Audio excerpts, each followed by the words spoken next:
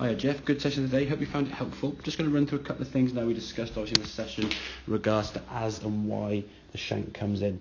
Setup wise, there was a slight issue in terms of your address position being just a little bit too close. Both of these two now are from the better position. You've certainly got your arms hanging down from the shoulders better.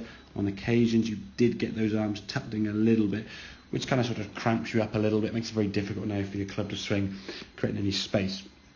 Now if we look at this movement here on the left hand side, okay, this is where the unmentionable, the unfortunate shot came in. Now as much as I don't want to keep showing you these bad ones, okay, it's going to be key just to sort of let you know where and why this shot comes. This movement on the way back's not too bad, but very often, and again this comes back to the phrase we said in the session when you hit a couple of shots and you said, oh, I've looked too early.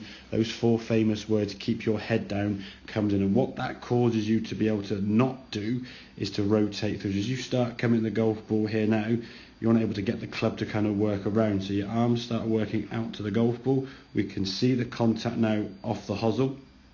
Now as we try and swing through, you can still see the head is still kind of pointing down even after that club's kind of left and gone past the edge of the mat there, but there's not really much twisting. So what the swing looks like now, very awkward when you kind of come through. The right knee here has kind of just kinked forward. Your top half is trying to sort of chase this club around here. Looks a bit awkward in the hips there. Not really much kind of rotation or twisting. And unfortunately, if you stood too close to the golf ball and didn't rotate to bring that club around, the club just basically goes out this way toward the golf ball. And if you're not careful, that's going to create that motion. So the feeling really for me, as we said, getting into a nice arm hang position there, just bringing that lead foot back just a little bit, as we said. As you get to here now, it's the sensation. You can see your torso kind of rotating. Just look at your right hip pocket now, moving into the golf ball, and that continues to turn around.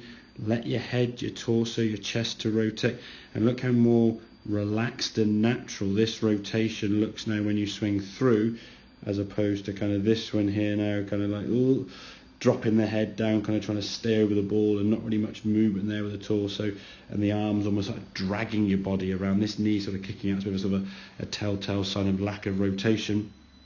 This one here now, that right knee kind of going towards target, because this hip now is kind of going round the corner, as we said. So just try to get away from that mentality of keep the head down.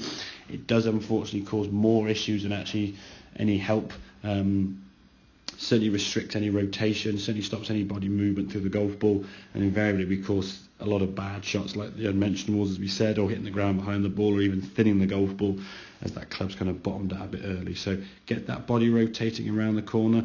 If the body can open up just a little bit, that club's now got some space to swing and through the target with a nice strike. And I think with a bit of practice, what you'll then start doing, I think this shot, I'm not sure if I caught it for long enough, but if we look how far it travelled, somewhere in the region of, I think, about 30 yards. So if we look at the length of backswing there, maybe a little bit more than 30 yards, but that length of backswing there is about 30.